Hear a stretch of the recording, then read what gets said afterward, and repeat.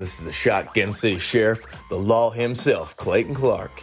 This is the young titan, Aaron Atlas. This is your favorite drunken pro wrestler, a.k.a. the Bud Light Brawler, Dalton Davis. This is Danger Josh Crane. Hey, this is Matt Brannigan. This is Sage Phillips, the Catch Wrestling Casanova. This is Steve Wilson, the man behind former Impact Wrestling and current independent wrestling star, The Monster, Congo Kong. This is Jake Something. And this is the jaw-jacking, back-cracking, God created all men equal, and then he made me the sequel, Rohit Raju, and you are listening to the Spot Show Podcast. The Spot Show Podcast. Spot Show Podcast. The Spot Show Podcast. Spot Show Podcast. Hell yeah. The Spot Show Podcast. The Spot Show Podcast? Yeah, that's right, I stuttered. Shut up. What's up, everybody? Welcome to the Spot Show Podcast, a professional wrestling podcast not about professional wrestling. And guys, I gotta tell you, I am surrounded by Madroxes. Madrox eye? Is that what? Madrox eyes. Madrox eyes. We are surrounded by Madrox eyes today. You hear his voice, you know him, you love him. He is the one-man boy band, Michael Madrox. Thanks for having me again. Wait, this is our show. Yeah, hey, thanks for having me. Shit. Thank you for having me. But we got another special guest with us here today. You heard him last episode. He was very angry with me because he said he was not ready. But I told him, I said, okay, well, we're getting ready to record another one. Are you ready? And he said, yeah, sure. So, ladies and gentlemen, Logan Madrox. What's up? I'm pretty much the behind the scenes member of MadBash. You know, he really is. He really is. He's like the unofficial fourth member. Yeah, he's our merch guy. He's our merch guy? Or yeah. He's our young boy. Fourth. Who's the third? Travis. Oh, I forgot about Travis. Yeah. There's technically 5 members of MadBash, because I include Matt Maverick. Matt Maverick is a member of MadBash. Yeah. Maverick does a lot for MadBash, and then you got Travis, and then we got Logan. So, but we're the first 2. Yeah, we are. Who's 1 and 2? I'm number 2 because I'm the shit. Who is number 1 and number 2? Well, this was basically my idea because I was the one that came up with it. Like, hey, Dickie, we should start a podcast. But Dickie's the one that has the stuff. Actually, I bought the stuff.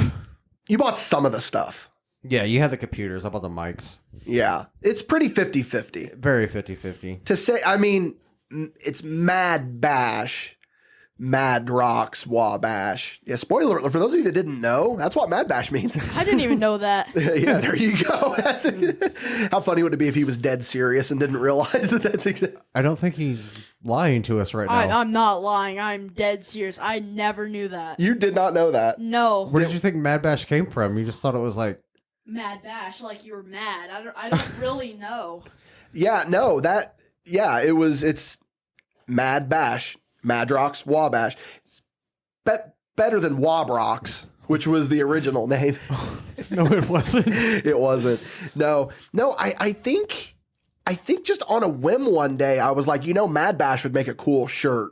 And then you're like, that's just a cool name. And then when we started talking about this, I was like, man, MadBash Studios. Yeah. So, man. Ain't it crazy? Like, the whole logo and everything came from a doodle for me. Well, originally, I was the one that I did an even cruder doodle. I was like, here this is. Yeah. And then you made it better, and then we got it off of there. But anyway, before we get too far into this, by the way, I just want to remind everyone that this episode of the Spot Show Podcast is brought to you by, do you know who? Do you remember? You listen to every episode. Sewer Lair Toys. Oh.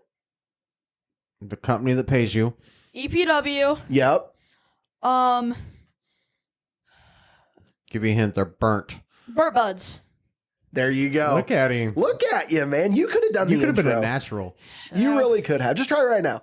Just try it. I'm good. You're good. I'm good. Okay, so the reason we have Logan here today, not just because he's been an incredible sport while we've been catching up on our backlog of podcasts, been hanging out in the living room of the studio, living out our childhood fantasies, which brings us to why he's here, because Madrox recently just sold me the Mattel Creations New Generation ring that comes with the light up entrance and Doink and Diesel and all of that. And we're sitting here putting the ring together, and I believe it was you. You looked and said, Logan, do you realize how lucky you are as an 11-year-old to have this caliber of toy? Because we had stuff that was pretty good, but I mean, you look at these elite rings or whatever, it's crazy. Yeah. It's crazy. You even just look at the way that the figures. Like, these kids have no idea how hard it was tying the ropes together back in the day, where the plastic turnbuckles would hide them in the back corners. Or where you would have to like loop it on the monster ring. Yeah. You have to loop, and it was never quite big. Oh, it was so annoying. You have no clue, dude. But anyway,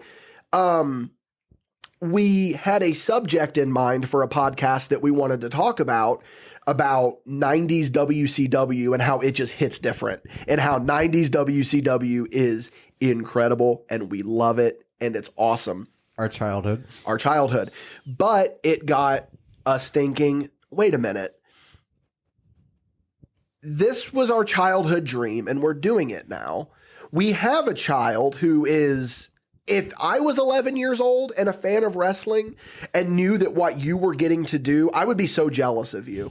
Because you've gotten to do some really cool stuff, like as an 11-year-old fan of wrestling. So just tell us, like, as a kid who you love wrestling, what does it mean to you to be able to get to do this stuff? It's just really fun, and I get to, like, see what goes on, like, behind the scenes, and, the toys. Like, the original WWE rings, I was like, wow, these suck. He says original, but he's talking about the spring-loaded from, like... Yeah. That's not even the original, brother. No, I bro. know. And now we got, like, the 2 foot by 2 foot rings. And they just, like, have so much space on them. Like, you can fit, like, 30 figures in there for a nice Royal Rumble. It's amazing. Well, that's like we were telling you, too, whenever you had all of the figures out there and you were playing. And I was like, Logan, you have no idea what it was like when you had your buddy over and you're both trying to use the monster ring and 4 hands are in there. And then he was like, he goes, man, I hate it when you have all these wrestlers and I only have 2 hands. I can't make it all. I was like, and then I was brought up, well, you don't even know. You don't even know the struggles, boy. Yeah. I don't want to say that you're spoiled, but I'm spoiled. You're spoiled by the good shit that you get to do. So, as a kid who obviously is a fan of wrestling, do you feel like that if your dad wasn't in the business that you would be a fan of wrestling? Or if my dad wasn't in the business, I don't think I would ever get around to wrestling. Okay. I really don't think I'd be a big fan of wrestling as much as I am if my dad was not in the business. Okay. Yeah. See, that's the thing, is that's another thing that you're lucky by, is that you have that connection of some people who are in the business. You have no idea how lucky you are for that, man. Because like when we were your age, we were just begging for an opportunity just to even get, and you've got to do in the time that at your age, you've done more in the business than I could have even have. First of all, I didn't even know you could be in the business. No. I just thought that wrestling was just this unobtainable thing. I thought you had to go to college for it when I was younger than him. Yeah, well, there's the whole story of it's like you go to wrestling practice and you realize that it's collegiate wrestling. It's not professional wrestling. And you're like, well, then how do you do this? And like, not to mention the business was so protected. Like there was no sign of kayfabe or anything like that. So what do you think, just for you personally, getting to, because obviously, maybe you remember, you can tell me if I'm wrong here. You've gotten to see your dad wrestle, right? And do you remember getting to see him wrestle? Yes. It's like harder to remember him like wrestle because it's like so long ago. Yeah. Like I have some memories like when I was little getting in the ring and everything and watching him wrestle. It's just harder to remember because how young I was. Of course. That happens with time. And that happens. You want to hear a funny story? What's that? You know, TSW got booked in the shittiest match I could ever think of. I forgot what it was called, but they put pythons in a casket, and the loser had to be shoved in the casket with snakes. The other day, actually, he's like, You remember that show we went to and you wrestled and you got shoved in that box and you got bit in the face by that snake? And I'm like, Logan, you're in the business now, brother. The snakes did not go in that box. He's like, what? And I go, they switched out the bags that the snakes were in with extension cords before they dumped them in that box. I didn't really get bit in the face with a snake. He's like, why did you wear that bandage across your face all night? I go, kayfabe, brother. Like, I wasn't even at the show. He just came home with a big Band-Aid on his mouth, and I was like, what the heck happened? I got bit. You even keep kayfabe alive. I at kept home, it alive, man. Oh my God. So what, so obviously, your dad leaves the business. He's not around it anymore. So that probably was a bummer for you, right? Because you're like, man, my opportunity to be around it's kind of gone now. Yeah, I still played with wrestlers. Like, I have a whole bunch of wrestlers, and I still played with them, but I just wasn't around it as much. Yeah, so then naturally when you find out that we're getting back in the business, you were probably ecstatic, right? Yeah, I got excited because I knew I could probably go along to the shows. Yeah. Speaking of that, like, how many 11-year-old kids you know get to travel every weekend with their That's kind of my point dad here. and their uncle? They get to go around these big names they see on TV and just like, dude, if I was 11 years old and I got to hang out backstage with like Brian Pillman, for example. Yeah. That would have made my life. He's backstage with Brian Pillman Jr. Like, yeah. That's mind-blowing to me. Yeah. And Simon Gotch and Chase Stevens and, you know, and we're going to get more names on that list for you, brother. Don't worry. You've been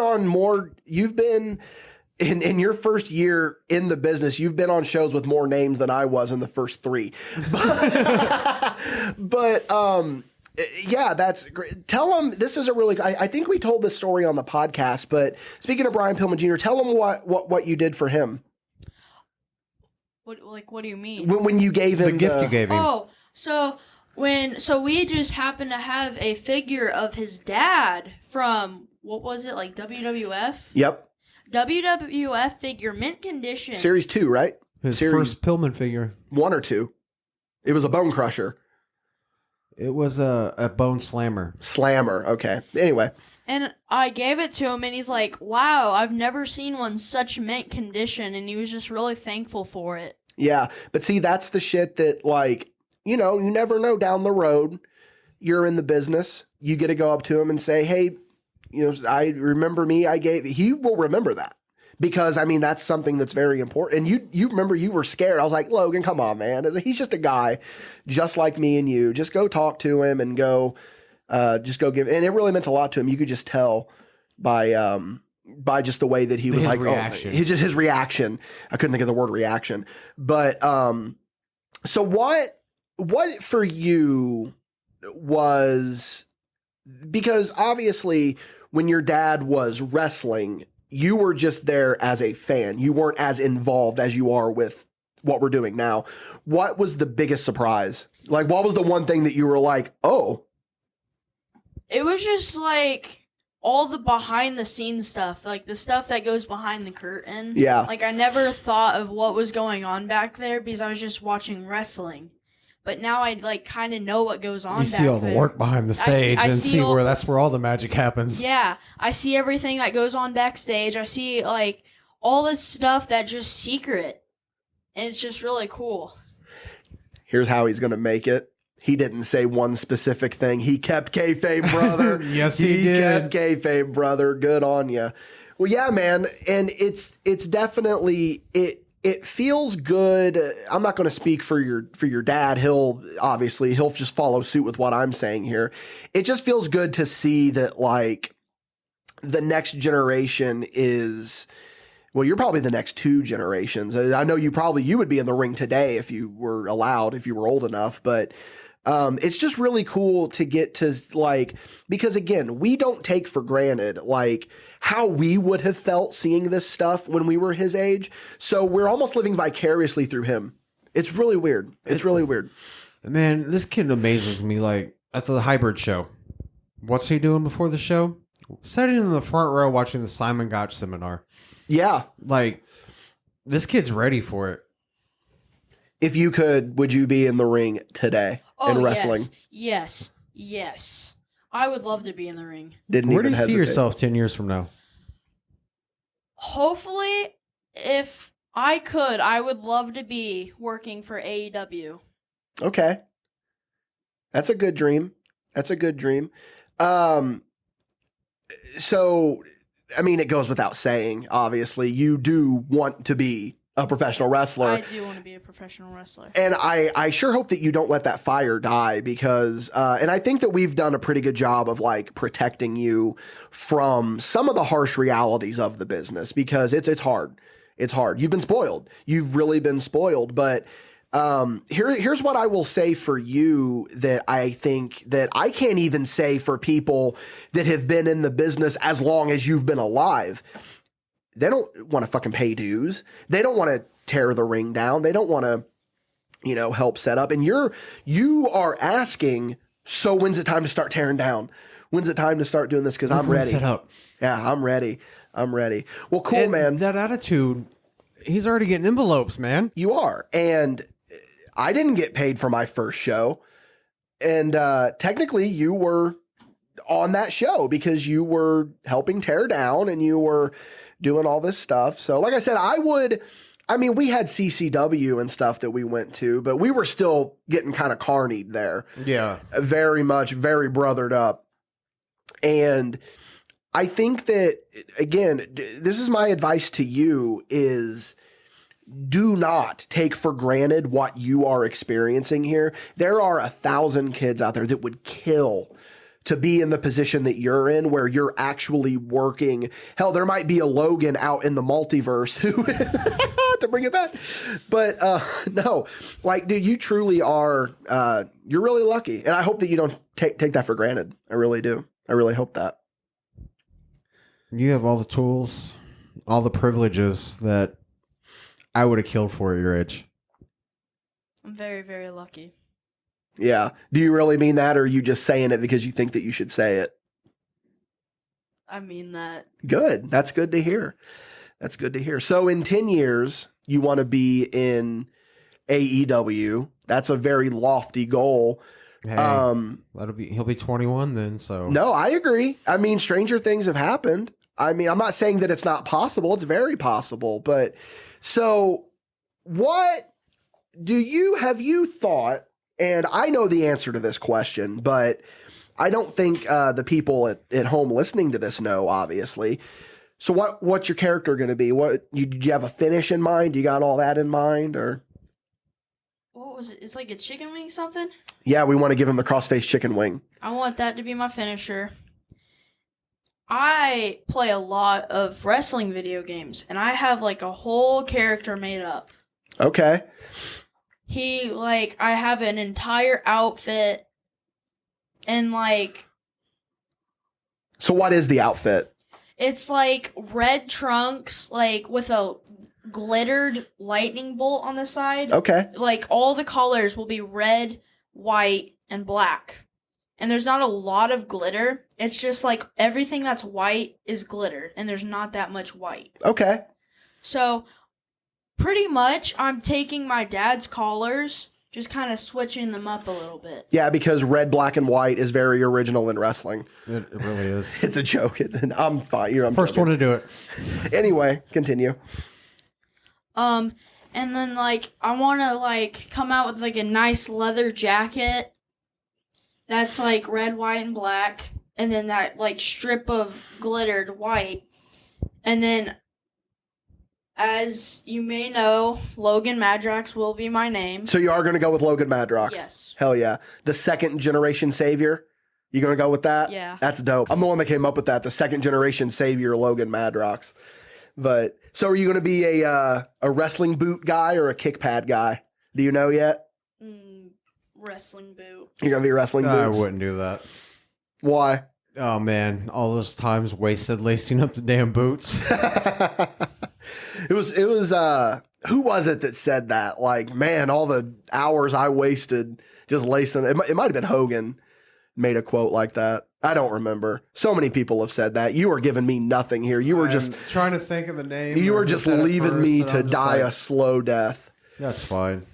You have Baby Madrox over here to carry on the show for you. I'm not even want to call him Baby Madrox anymore because, like, No, baby. you know, the joke was started, oh, that's Lil Madrox. That's Lil Madrox. You, in my opinion, have transcended just the idea that, oh, that's just Madrox's kid that's just here. Like, you've made a name for yourself among some of the people at the shows.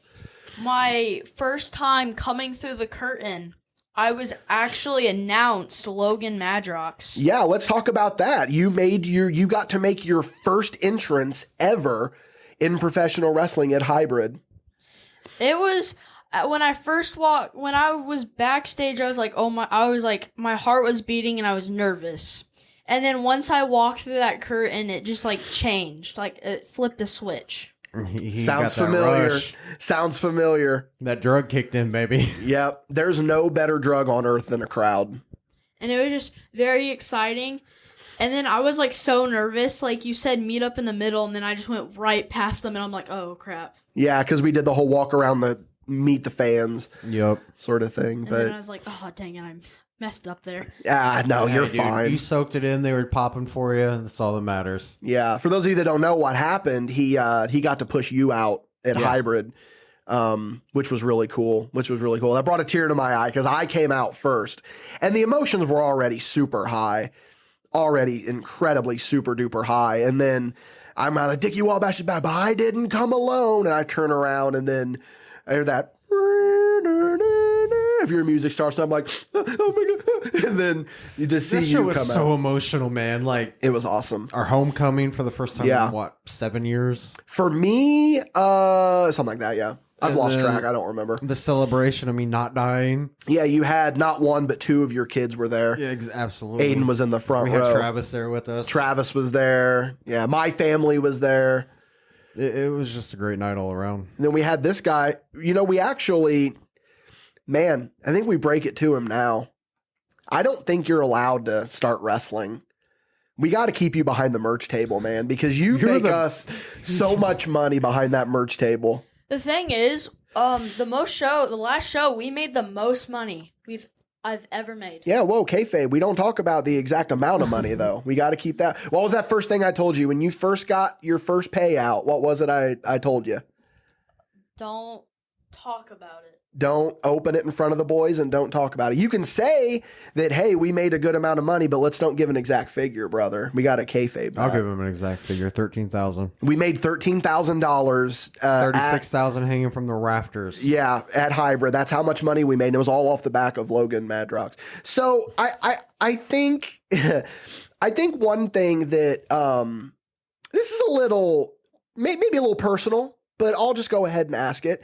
Do you feel that just from your perspective as a kid, do you feel that being around the business and interacting with the people, whether it be the boys in the back, the boys and girls in the back, or at the merch table, do you think it's helping with your like social skills and all that stuff as well? Yeah. It's like a lot easier to make friends now because I'm used to like talking to new people, because like almost every show there's probably sometimes like a new person, and it's just a thing. You just have to go talk to them. Yeah. Get to know them. Yeah, you always got to shake that hand, brother. You always got to shake that hand. You know how I found that out? How'd you find that? I know sold Christian Rose on a handshake without meaning to. I was kind of spaced out and I was nervous because it was my first time at that company. Yeah. And I thought I was sitting next to Josh Steele. I thought he was reaching for Josh to shake Josh's hand, and I'm just sitting there. And then I hear Mike Wild go, "You gonna shake his hand?" And I went, oh my God, I'm so sorry. And then he told me after he pulled me, he's like, "I'm not mad." He said, "I understand." He said, "You're new." He said, "But I'm gonna explain to you, you don't want that to ever happen again." And then but see, he could have been a dick. He could have been a dick. He could have been a real dick. He could have been an asshole and been like, "This motherfucker no-sold my handshake." But what was the important lesson that you learned from Dalton Davis? Don't act like you're gonna chop somebody. Because you will get chopped back. That was one of the funniest things. You weren't even there when that happened. It was at Envision. and you were off doing something else, and Logan was with me kind of making rounds before we were heading out, and Logan loves to do like wind up like he's going to chop, and Davis just whop right across his chest. You learned a lesson that day, didn't you? I think it's so cool though. Like every locker room we bring him into, everyone treats him not as a child, but as one of the boys. And that was my next point is I feel like, because I've never treated you like a kid, right? Have I ever like talked down to you in any way like you're a child? No. Okay, thanks for putting me over. No, my point being, and I've always been that way with kids, is that it's like, because I remember being a kid, and I remember people thinking that my opinion was lesser because I'm a kid. And I mean, we fuck with you a lot, and I'll be like, wow, Logan, that really, but I mean, that's just us ribbing you. But yeah, that's one thing that I've really liked is that, and I respect a lot of the boys and girls for doing that, is that they've treated him like he's one of us, because my opinion, he is one of us. Absolutely, man. Best merch guy I know. Best ring crew member I know. And I mean, July he started working security and gimmick getter. Yeah. Man, you got it made, man. You really do. And I think one thing that's really going to help you out, not only do you have us here to be sure that you keep it like this, but stay humble and just do what you're told and all that stuff. Always stay a mark. Always stay a mark a little bit. Don't let that magic die. The second you let that magic die is when you're done. You're done. Just keep listening. Ears open, mouth shut. Yeah. So what has been, because you've gotten some advice from some people, and then we'll wrap up here with you because we're about to hear a word from our sponsors. What has been some advice that is the best that you've gotten, in your opinion? Oh, that's a hard question. I can answer this one for him. Do you want your dad to answer it for you? Yeah, answer it for me. No energy drinks after shows. You want to tell that story? Yeah. So, I thought it was a great idea. So, on the way to the show, I had an energy drink. In the middle of the show, I drank like a Mountain Dew. And then I drank another energy drink. And then once I finished that last energy drink, I'm like, okay, I'm going to go get another Mountain Dew. I regret that. Brother had his first adrenaline crash. On top of a caffeine crash. On top of a caffeine crash. We warned you. I did warn you. It was the worst car ride home. And I don't know why gas stations like to close after 12. They should kind of start. Every single gas station in a 2-hour drive was closed. All I wanted was a drink. I could not get that because every gas station was closed. That's just the way it goes sometimes, brother. What if there's people out there traveling state to state? What if they need to go to the restroom, or what if they need a drink? Oh, if they need to go to the restroom badly enough, they'll find a way to fucking do it. Don't think that won't happen.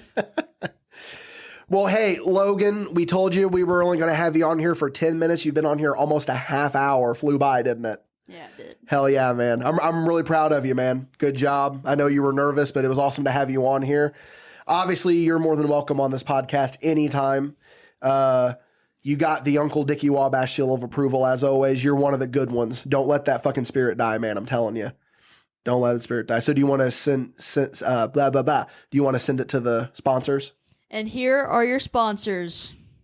This episode of the Spot Show podcast is powered by Sewer Layer Toys, located at 3197 South 3rd Place in Terre Haute, Indiana. Guys, let me tell you one thing about Sewer Layer Toys, right? You're going to walk in, you're going to see a bunch of stuff that you want to buy, and you're going to be thinking to yourself, man, do I really want to buy this? Do I really need this stuff? Well, yeah, you do. You're going to walk in there, you're going to see a plethora, an endless amount of vintage toys, of retro toys, of modern toys, of that toy that maybe you had as a kid and you vaguely remember it. You're going to see it there, very fairly priced. Listen, I go in there and I love it. I get most of my collectibles there. Same goes for Madrox. We love these guys. Go in there, tell them the Spot Show podcast sent you, just so that I can prove to Scott that people are actually listening to us and that we are actually worth tying our name to them. I'm joking, of course. Listen, Scott and Andrew are two great guys. They run a really, really good store located in Terre Haute. Again, if you go to 3197 South 3rd Place, that is behind the mall in Terre Haute, Indiana, go in there to Sewer Layer Toys. You are going to find some really, really good stuff. This episode of the Spot Show podcast is also brought to you by Elite Pro Wrestling. Listen, I'm going to tell you one thing about Elite Pro Wrestling right now, right? I'm going to get a little bit personal about it for a minute, right? Elite Pro Wrestling made me love pro wrestling again. They put on an incredible product. If you want to see what Elite Pro Wrestling has going on, you can go to facebook.com/EPW Elite. There you are going to find a list of upcoming shows. You're going to find videos from past shows. You are going to find everything that you need to know about Elite Pro Wrestling. If you are in the area of Odin, Indiana, or sometimes Washington, Indiana, then you are going to want to check out Elite Pro Wrestling. Some of the best pro wrestling in the state of Indiana, and I truly, truly mean that. So again, go to facebook.com/EPW Elite for everything that you need to know about Elite Pro Wrestling. This episode of the Spot Show podcast is also brought to you by BurntBuds.com. You can check out Burnt Buds for all your cannabis-inspired clothing, jewelry, and accessories, and guess what? You can know that you're doing good.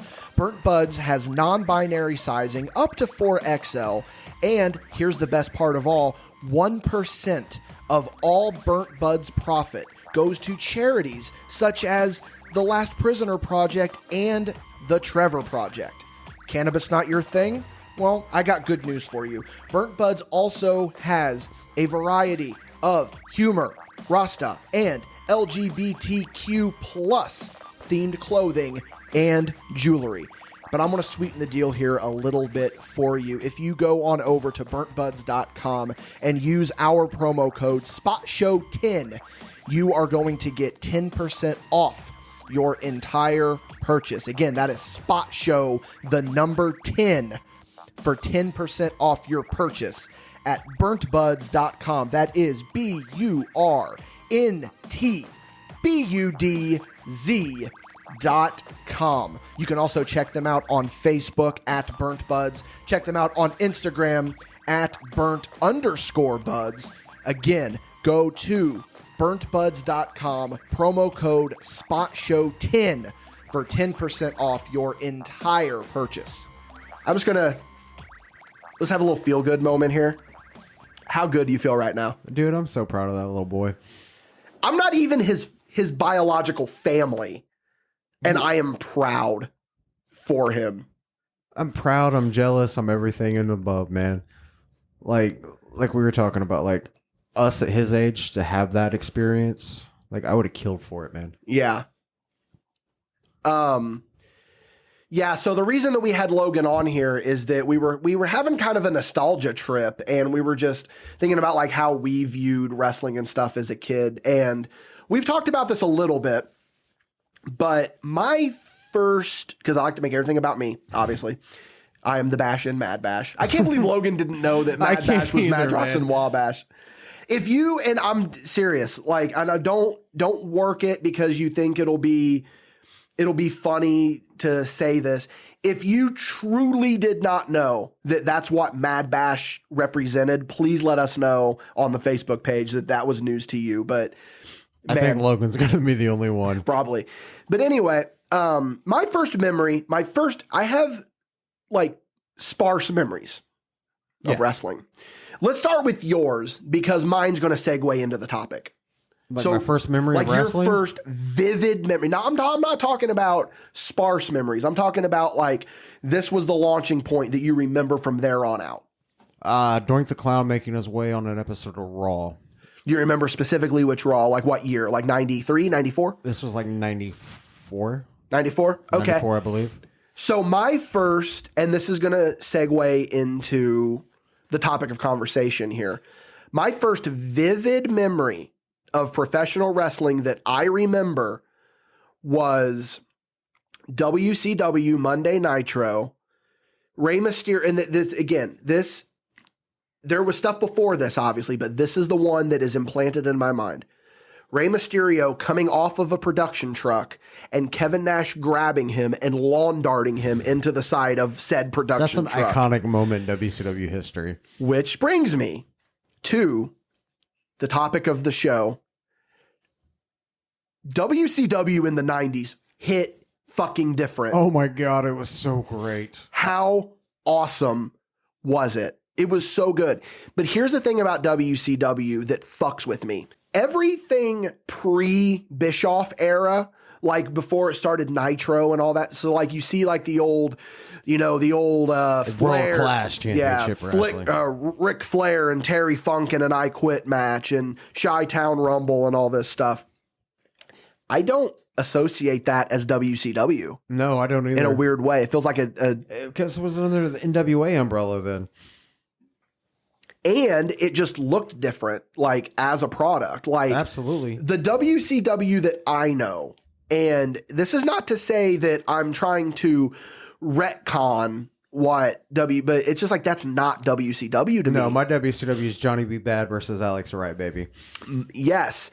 And the greatest entrance in the history of professional wrestling, the greatest entryway in the history of professional wrestling is that Nitro set. The old school set? The old school set. Yeah, not the big star towards the end there. I'm talking the... Oh, man, you got to admit, though, when that WCW logo spread apart for the guys to walk out, and that was cool. life-changing. That was cool, but that's my WCW. Yeah, absolutely. That's the one that the Wabash family would channel flip and go back and forth. Okay, it's a commercial break. Go to Raw. Okay, it's a commercial break. Go to TNT.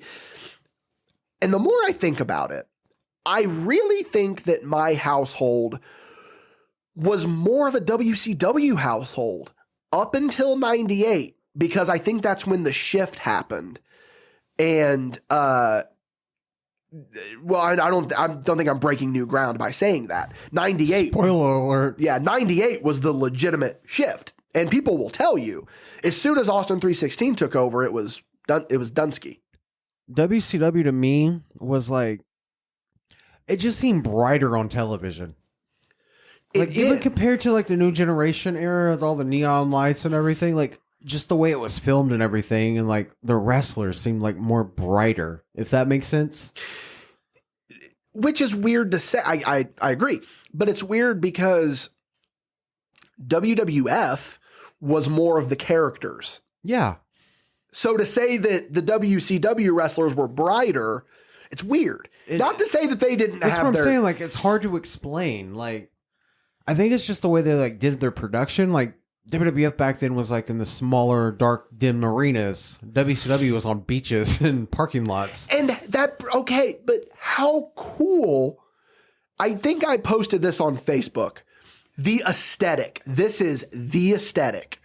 WCW live from Disney MGM Grand, aka now Hollywood Studios. That was the look, man. That was the look. There is just something about outdoor wrestling that is so cool to me. Oh, like, man. I mean, not like a spot show that's taking place in a parking lot for a shindy. I mean, obviously, a lot of indies do outdoor shows. That's cool. But I'm talking about like big production, like the big two, like WWE. When AEW was in Daly's place during COVID, it was a completely different film. It was so cool because it was technically outside. So there's just something about big production wrestling companies and being outside. And I don't count the WrestleManias and the big open roof stadiums as outside. I don't count open stadiums. That's not what I'm talking about. Now, WrestleMania 9, I talk about that. That was a great setup. It was a great setup. Underrated WrestleMania, by the way. I know people shit on it. That's not a bad Mania, It's really. really not. On average, it's not a bad Mania. I remember like WCW going back to them though, like the Bash at the Beach where they were outside actually on a beach.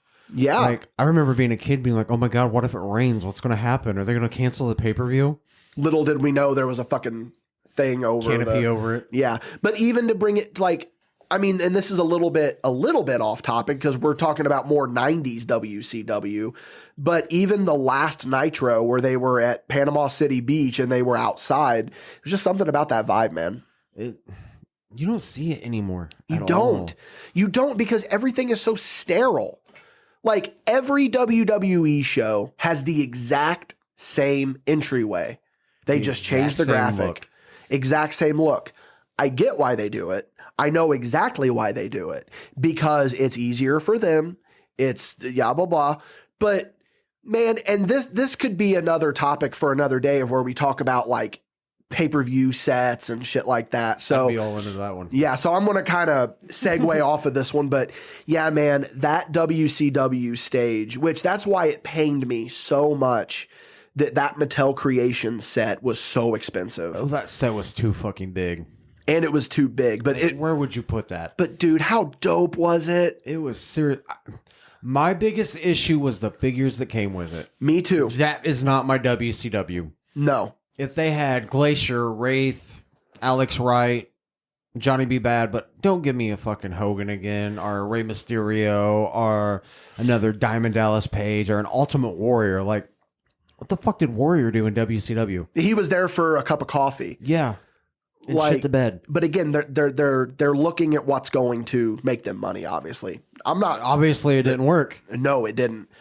So you bring up Glacier. So I came up with a topic for this podcast, and you were a little bit disappointed in me, actually, because you didn't want me to refresh the old noggin. You wanted me to just come in blind. But don't get me wrong, I've only watched like 3 episodes of Nitro, and I watched Bash at the Beach 96, which, dude, Bash at the Beach 96, that's a good pay-per-view. That's a really good pay-per-view. Like Conan and Ric Flair for the title, every heel that has a manager should watch that match because Woman and Miss Elizabeth were perfect in that match. Towards the end, they kind of jumped the gun a little bit and there was a miscommunication, but other than that, perfect. Did you say Conan and Ric Flair? You seriously didn't remember that Conan and Ric Flair had a match at Bash at the Beach 96? I seriously did not remember that, but that's like another thing though, like WCW. Like, who the fuck else would book Conan versus Ric Flair? Also, it was Psychosis versus Rey Mysterio Jr. And that was what made WCW so great, was they would start off with those cruiserweights hot. That they stole from ECW. Every good idea came from WCW. Tell me I'm wrong. From WCW? Sorry. ECW. Tell me I'm wrong. You're not wrong. Like we discussed this earlier, like everybody went to ECW and reinvented themselves and launched their careers. Yeah. For the better. Yeah. Did we talk about that on the podcast or was no, that we were just talking personal? about that in the car. So let's touch on that real quick because that's a good thing to talk about. Like because we were talking about Doink the Clown and how Matt Bourne went to ECW and did Born Again. Gold. Fucking awesome. And then you brought up that point of like, look at Cactus Jack, look at Pillman, look at Steve Austin. Chris Candido, like yeah, everybody went to Raven. How could you not say Raven? Johnny Flamingo at the time, though. Speaking of Raven, you beat me to it. I was going to segue into Raven. Damn it, Raven! Everything he touched in WCW was golden. It's so weird to me that Raven shares a cover of a video game with Kevin Nash, Hulk Hogan, and Goldberg. He wasn't supposed to be there that day. Really? Yeah, I think that's the story. Man, that's crazy. Because even he was like, why the fuck am I on the cover of this video game? But Raven's getting a little bit ahead of where we were because we were in 96. Raven came in like 98, right? I have no idea. 97, 98. But still, yeah, I mean, it doesn't matter. It's all WCW. It all comes off together. Man, I remember going to, was it Thunder? Because, yeah, Nitro never came to Terre Haute, did it? It was always Thunder. No, we had one Thunder. The other 2 WCW shows were their Saturday nights. Okay, well, anyway, we went to one of them. And I remember taking a sign that says Raven fears soap and drawing bubbles and a bar of soap on the sign. And did it get put on TV? I don't remember if we were on hard cam or not. I don't remember. That would have made the story so much better. But like, dude, WCW is iconic for stealing everything. I mean, we were talking about Glacier a second ago. Which, it's funny because it brings it all back around to what I was getting ready to talk about. The first episode, because I was like, okay, I'm going to refresh. Just a little refresher. I'm not going to engross myself in it. I'm going to continue because now I'm in. But the first episode I turn on, I think it was like the first... When did I think it was the first Nitro. I know for sure it was 2 Nitros before Bash at the Beach 96. So I think it was the first Nitro after Great American Bash where they powerbomb Eric Bischoff off of the stage. How did I forget his name? But anyway, a vignette plays and it's for Cold as Ice. That story. I'm like, fuck it. I just picked the perfect time to start watching this because this brings me to my point. And I think I've told you this just in our personal conversation. It all blends together on whether we've had this conversation with microphones in front of us or if it's been. We should just carry mics with us everywhere we go. We really should. But how awesome would a Cold as Ice 2-pack be with Mortis and Glacier? Put that with a damn Nitro set and I would have funded it. And James Vander, what was his name? The Sinister Minister. Yeah, what was James Van? It was James. I almost said James Vanderbeek, but that's James Mitchell. No, he didn't use his shoot name. He was James Van something. I don't remember because it'll come to us in the Dark Side of the Ring about Canyon. He always called him Van. That was another thing that blew my mind when I found out that Canyon was Mortis. Really? Mm-hmm. You got to throw Wraith in there too if we're going for the Mortal Kombat ripoffs. It was Wrath. Yeah, Wrath. He was an unlockable character in WCW versus NWO. Don't even get me started on WCW video games. Oh, we got to save those. WCW Nitro had like 600 unlockable characters. Hey, we can't talk about video games, brother, because we got someone who wants to come on this podcast and talk wrestling video games with us, buddy. Buddy. That's all I'll say. But yeah, man, I think that you talk about the stealing of ideas, quote unquote. The NWO was theft from Japan, from New Japan. But again, we've talked about it. Back then, you didn't have internet to like put 2 and 2 together. You didn't, unless you were a tape trader. You had no idea. Everything was new and original. Yeah, absolutely. And I will never forget. And this is less about, you talk about the internet not being around. So this was my thought process in my head here. A wrestler showing up on Nitro that used to be in the WWF or vice versa, which segues perfectly into Scott Hall fucking showing up. Yeah. And rewatching all of this back, like with the gift of hindsight, you obviously know Hogan's the third man and it's the NWO. You forget that during that time, it really felt like WCW was being invaded. Dude, he couldn't have done that promo where he just walked out and interrupted that match any better. No. You know who I am, but you don't know why I'm here. That's all he needed to say. Yeah. And, dude, I remember being a little kid and, like, freaking the fuck out. Yeah. And then when Big Daddy Cool Diesel came, I'm like, look at the adjective. I was like, Shawn Michaels is next, I guarantee it. It really felt like at some point Shawn Michaels could show up. It really did. And then they started bringing back like all these guys from the 80s and early 90s from WWF, and you're like, oh my God, who's coming next week? Because they got Hogan'd in. They were all Hogan's buddies. Yeah. Brother Brudeye and all of them. But well, Beefcake was there before the NWO. No, he was, but I just use him as an example. Yeah. dude, there's just something about it, and maybe by the end of this we'll be able to figure out exactly what it is. But there's just something about that time, man, that it's like it was just so special. I think I may be wrong, but this is just my personal feelings on the matter. I think WCW was so good because in that early 90s period, they were very storyline driven before WWF was. Yes and no. Yes and no. Because you look at, let's use Bash at the Beach 96 as an example, because that's what I just watched. I think all but one or two matches had a story going into it. Yeah. It wasn't just thrown together. And, you know,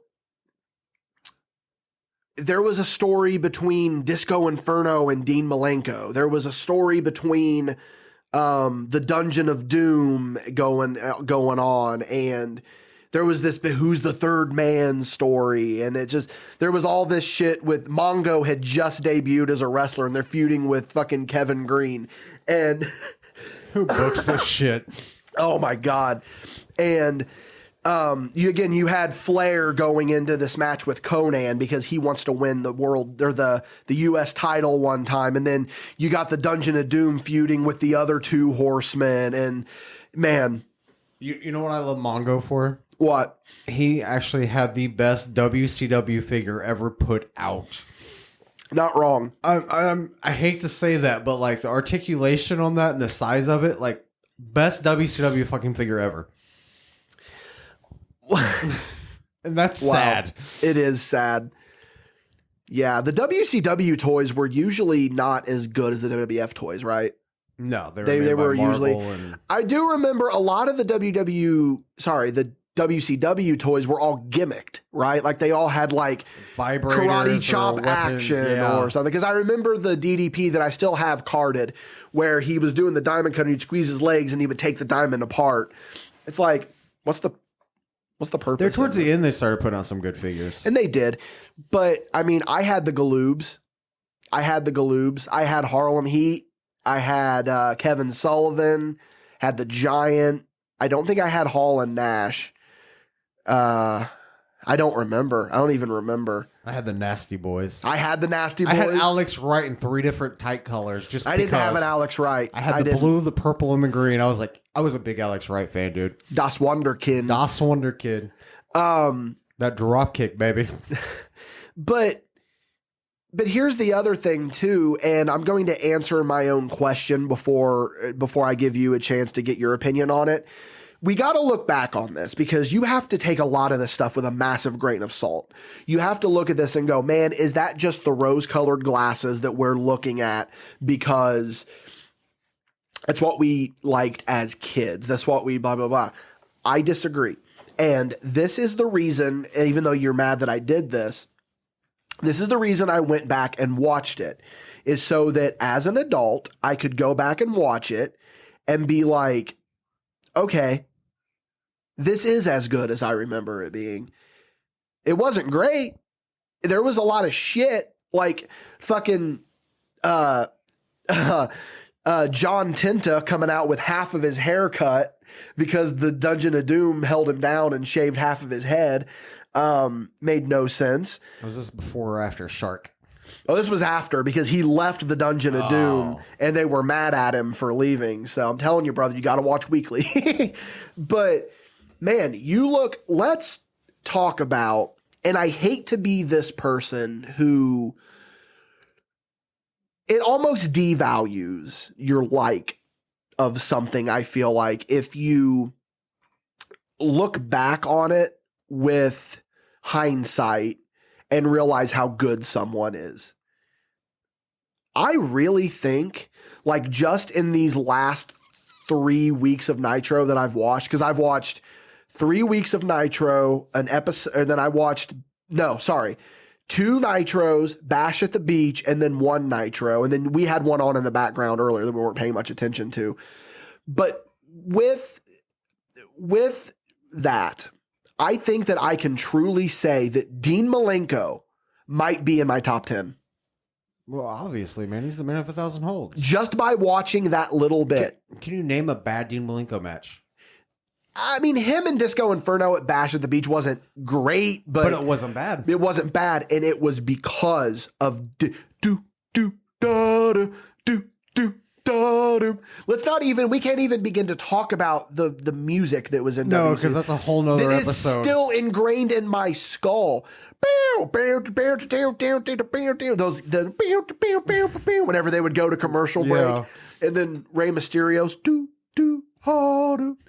Oh man, we need to have a whole thing about wrestling themes too. We do, but like, dude, WCW had some bad gimmicks, and then they have like gimmicks like you thought were cool when you were a kid, and then you look back on them and you're like, what the fuck was that? You know who I was a big fan of as a kid? Who? Ultimo Dragon. I'm not trying to say that he didn't deserve, because I know what you're saying is like you just look at stuff and you're like, man, I loved Ultimo Dragon as a kid. I loved Ultimo Dragon in his WWE run. Yeah, coming out with his fucking 12 belts or whatever. Yeah. And fucking Sonny Ono. Yeah. You realize subconsciously the Dickie Wabash look is the Sonny Ono look. Yeah. Blazer and t-shirt. You're both douchebags too. Yeah. Taking selfies before selfies were cool. But like, dude, just think about Billy Kidman in the flock. Well, he was so cool. I couldn't figure out why he was itching. Yeah. I got like 21. I was like, holy fuck, he's a heroin addict. Yeah. The 7-year itch, man. But how crazy was this? And then speaking of Dean Malenko, him, you talk about Kidman, him being Dean Malenko, we had on that Nitro in the background while we were putting together that New Generation ring, and Billy Kidman comes out and he wrestles Dean Malenko. And I was like, I forgot Billy But it was Kidman. Dean Malenko he wrestled, right? Yeah. I couldn't remember. Okay. I thought it was Dean Malenko.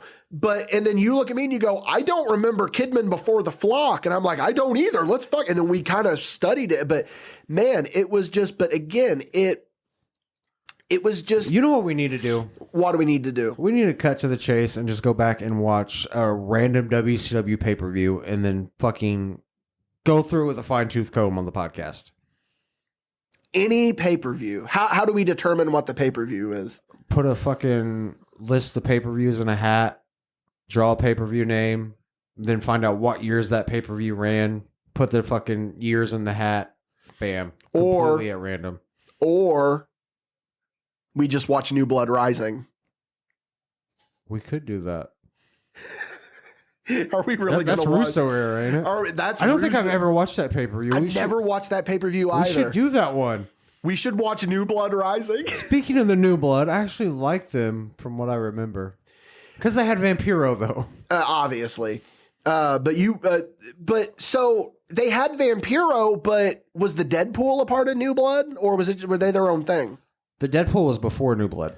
Okay. I couldn't remember. We should watch a 96 pay-per-view, like a good one, and then we'll watch New Blood, because I think a lot of people will tell you New Blood Rising is when it went south. That's what I hear. We're really doing this, aren't we? We're really doing it. Oh my God. That'll be the podcast. The first half hour, we discuss like a 96, 97. Okay. Or even a 95.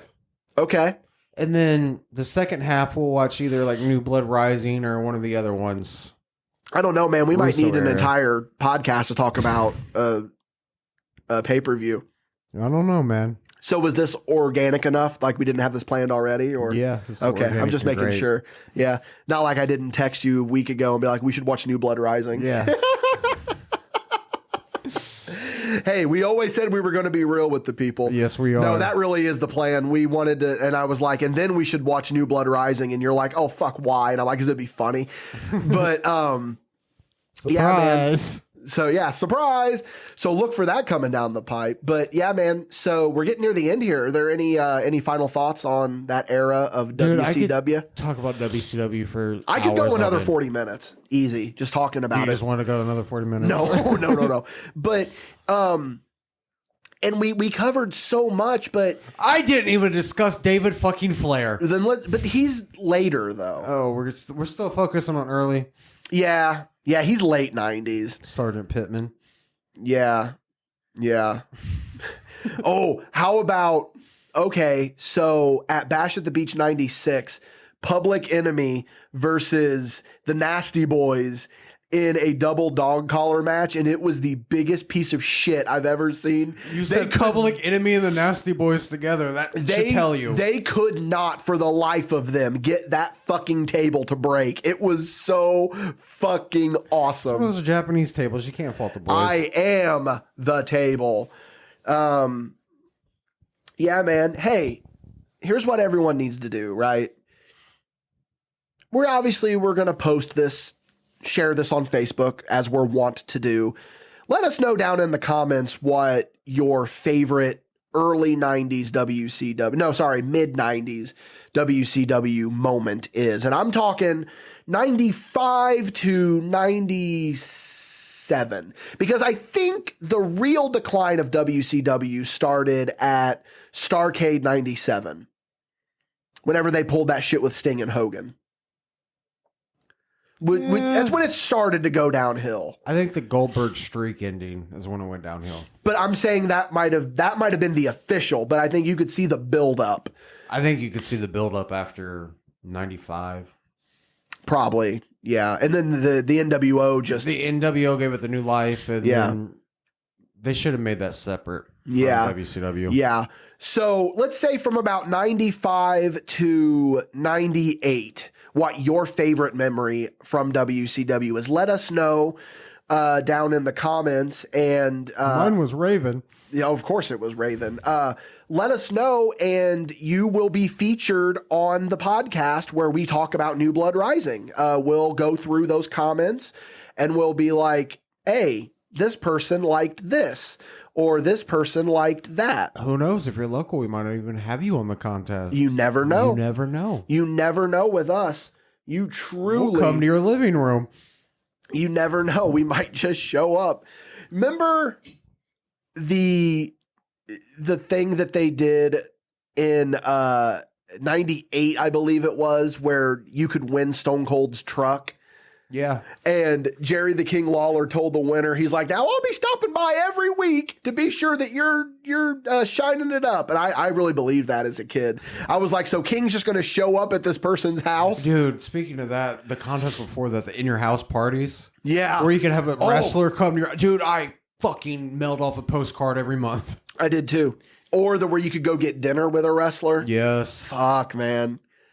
We're fucking fanboys. I know.